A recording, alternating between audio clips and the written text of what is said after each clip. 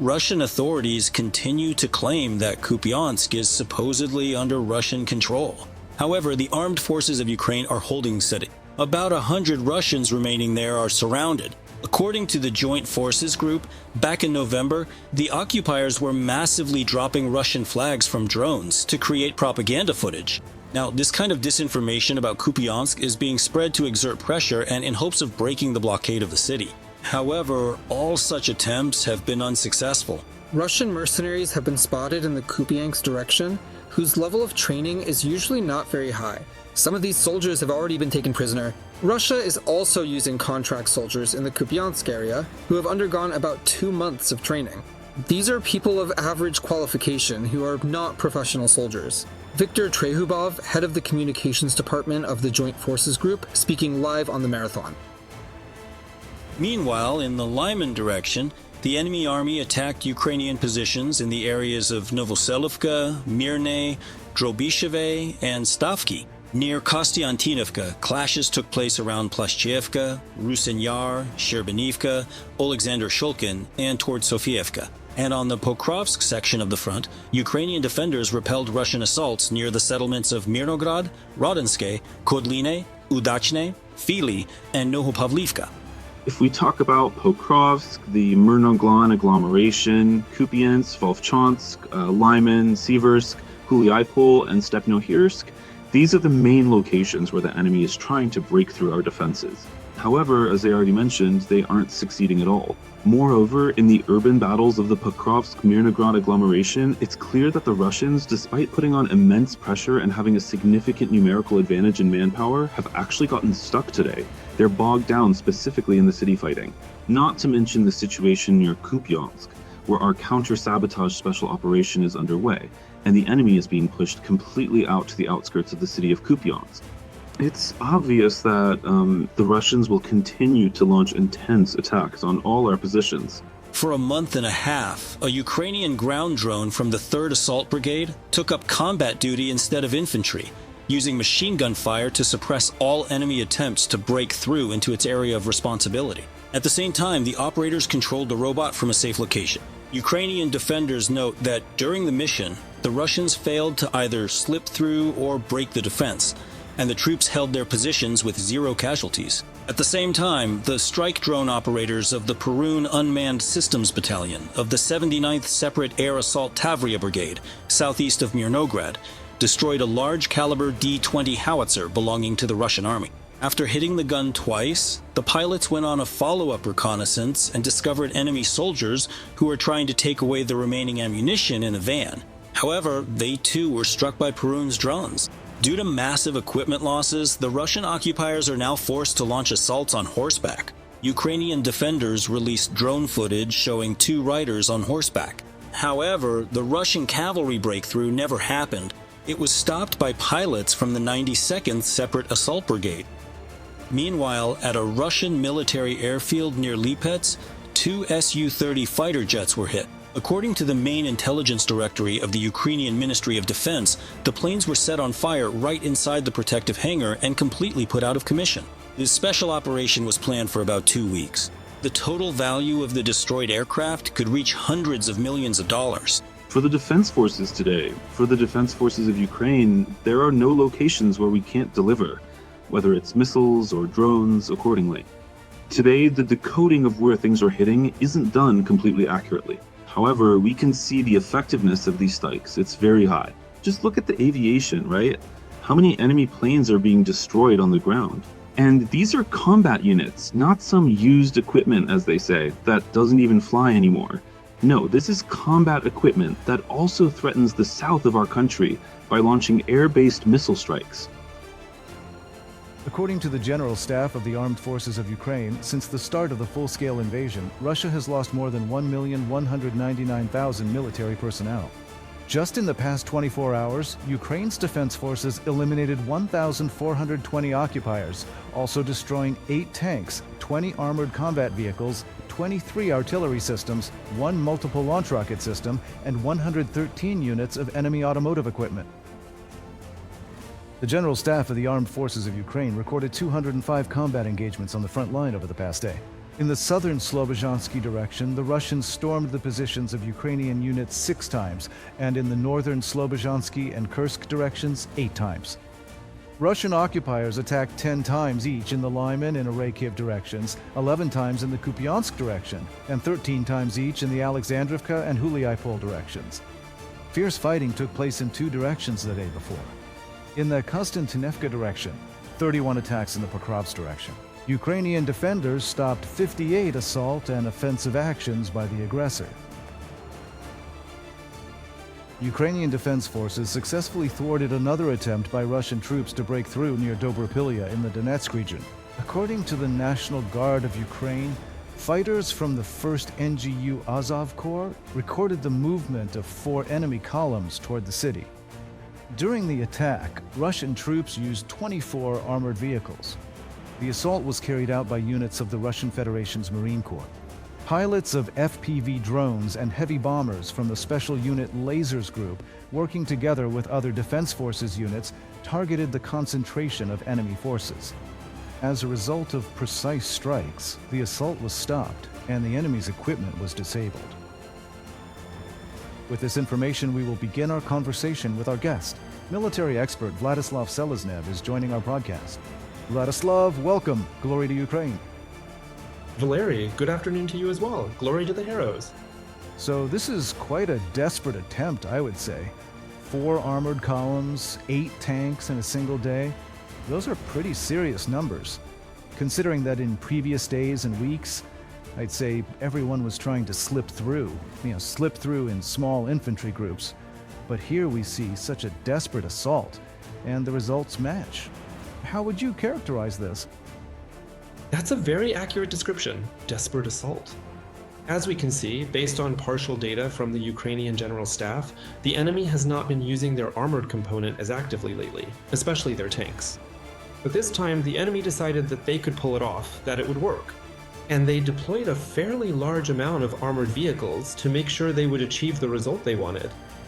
We remember that episode when the Russians, as part of certain infiltration actions, managed to advance quite deeply. Our defensive lines and positions in the direction of Dobropilya. We remember how long and how much effort it took us to clear that bridgehead, about the presence of Russian troops. Over time, we managed to do it. And the enemy decided to take the same route, using a tank component in order to de facto form pincers, the lower part of an operational semi-encirclement of our settlement in the area, from Kostianivka and northward to Druzhkova. The enemy's actions are absolutely obvious because it still hurts them. In fact, it was for the purpose of the enemy fully occupying the entire territory of Donetsk region that the so-called special military operation began in February 2022. Soon, we'll remember that a full-scale war has been going on for 4 years, but the enemy has not achieved the plans or intentions for which it started this.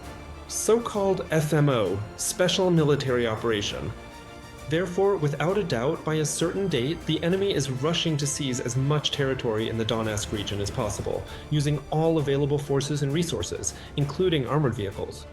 Apparently, the enemy has forgotten that Russian armored vehicles have very little chance of survival in the kill zone. And basically, the Ukrainian Defense Forces, specifically the 1st Azov Corps, reminded the enemy of this.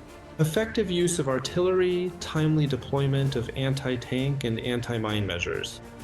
With anti-personnel minefields, the enemy was reminded that all its attempts and intentions are futile, and that on the battlefield, it is capable of achieving nothing except increasing its own casualty list. And basically, the number is quite impressive. That's all I have to say. And we're not just talking about destroyed enemy armored vehicles, but also about trucks and buggies. First and foremost, we're talking about the huge number of Russian corpses. These were losses the Russians suffered as a result of these local or frontal assaults. Frankly, it's obvious that the enemy hardly cares about this level of losses. For them, the main thing is to achieve certain results, certain territorial gains. After all, we often hear the phrase that the enemy literally paves the way to those coveted square kilometers of Ukrainian territory with the bodies of their own soldiers.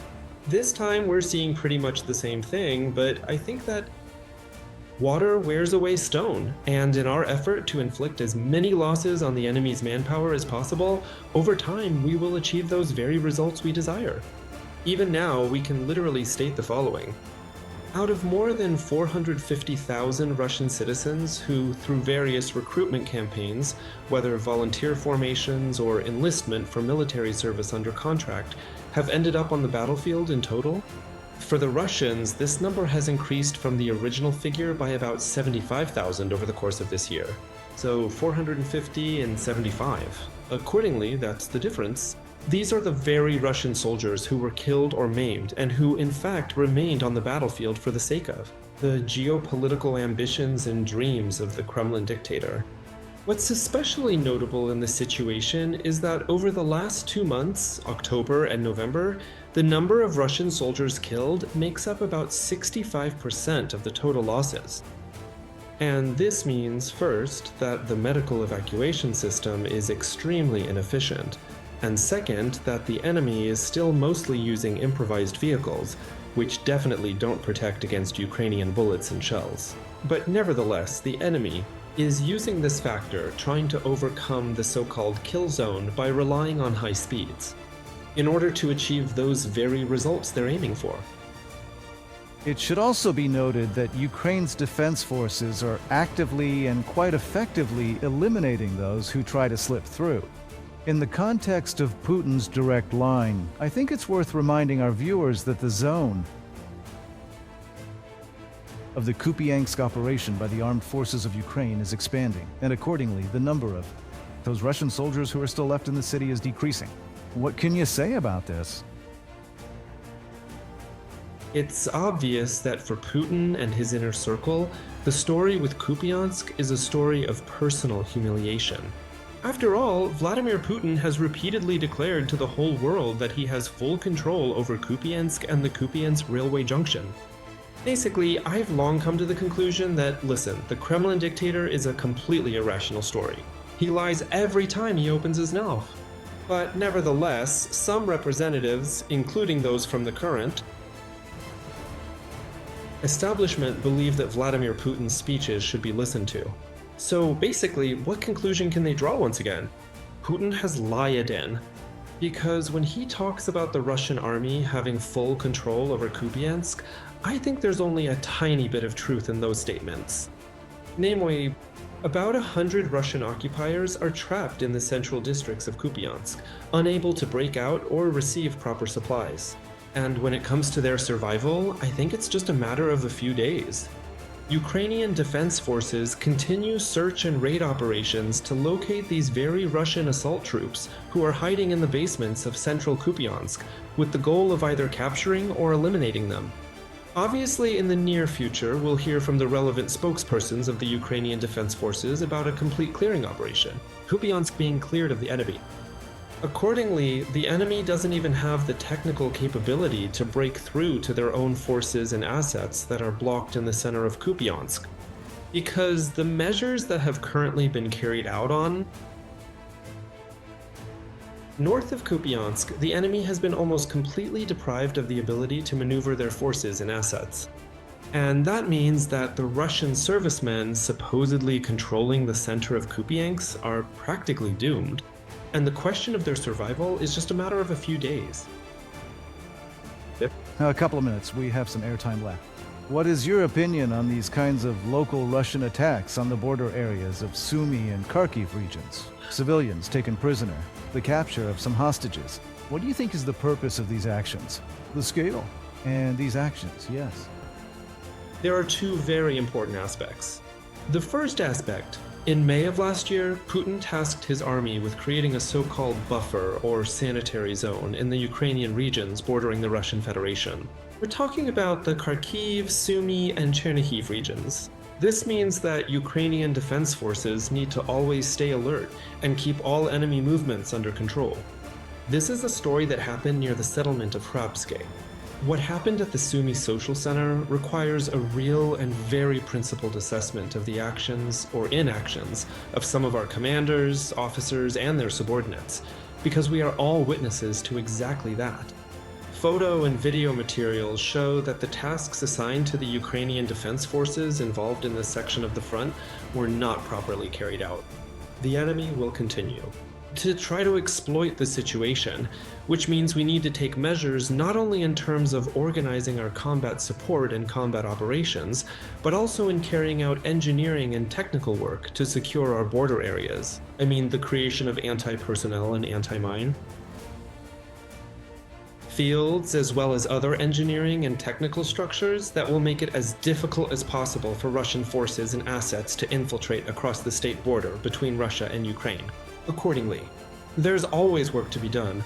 Survival on the battlefield is the main issue. First and foremost, it depends on a rational and responsible approach to fulfilling one's functional duties by all participants. It is crucial to understand the intricate details and various stages involved in these complex and multifaceted processes, as they are fundamental to achieving the desired outcomes and ensuring overall success.